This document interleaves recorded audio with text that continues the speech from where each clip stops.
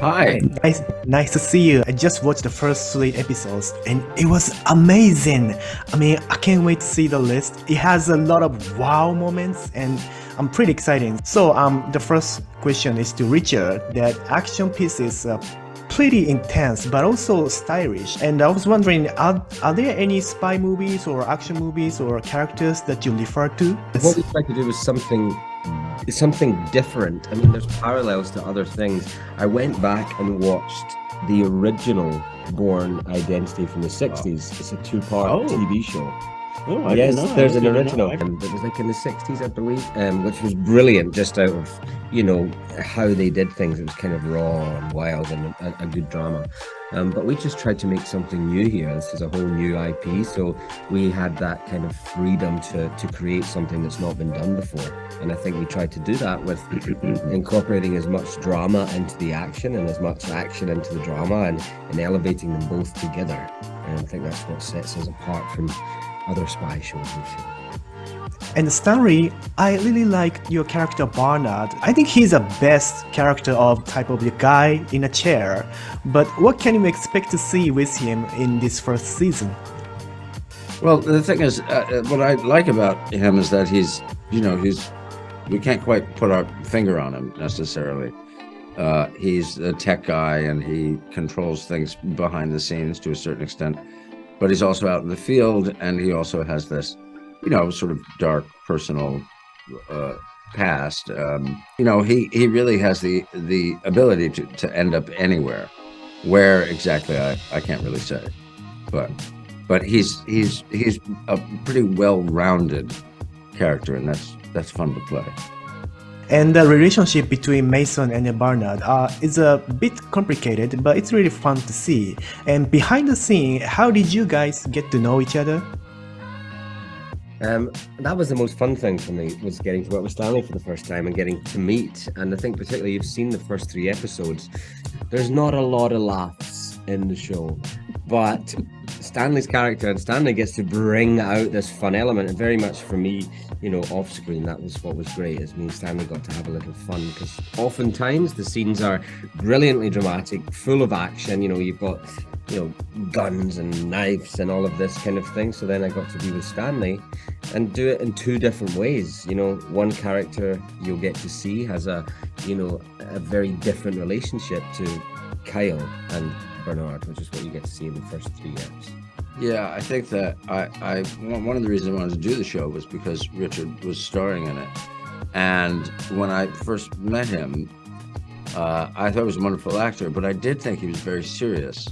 And then I realized that also I wasn't so sure he was Scottish, because his American accent was so good, and also he didn't change, he didn't break his American accent.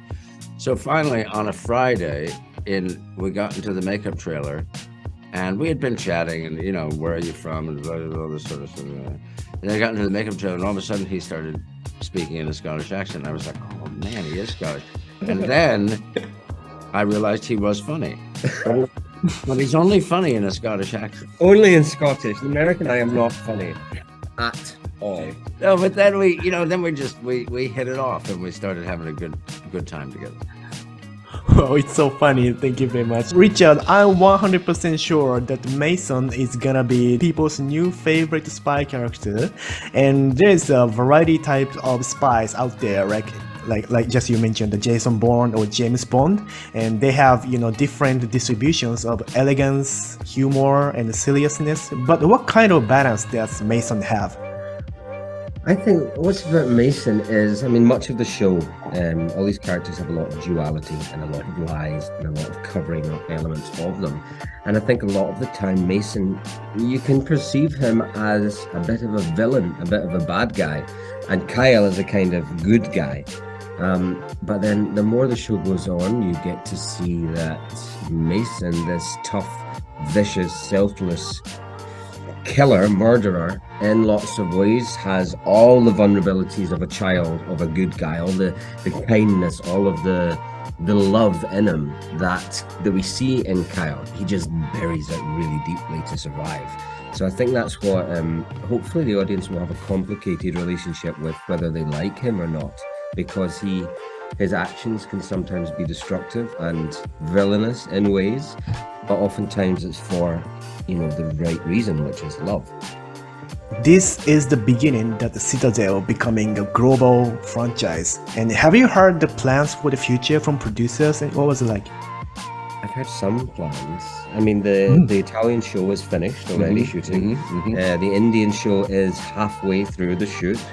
Me and Stanley are campaigning to be involved in the Italy version somehow. Yes, we want to end up in Italy. We want to go back to Rome, and it's amazing that you're in Tokyo, because that's where I am desperate for Joe Russo to take us in season 2. I want to be in Tokyo.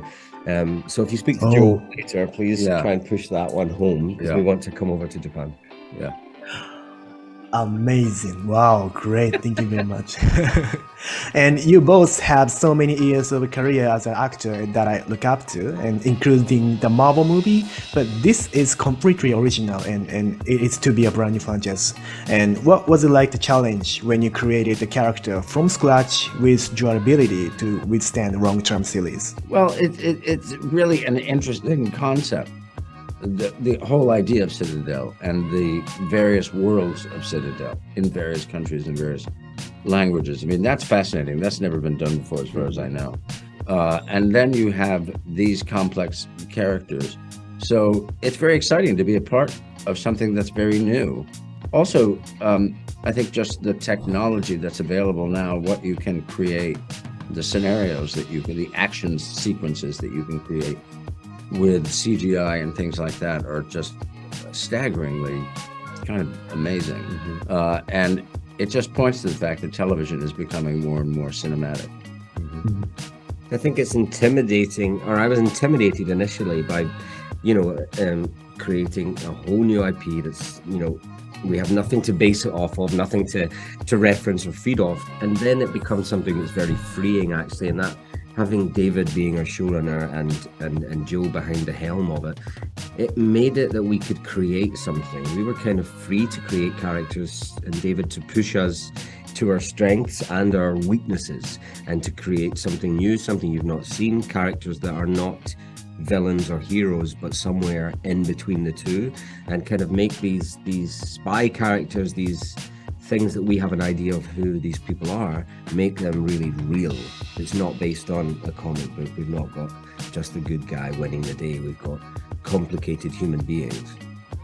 Thank you very much. My time is over. Have a nice day. Thank you. Thank you very much.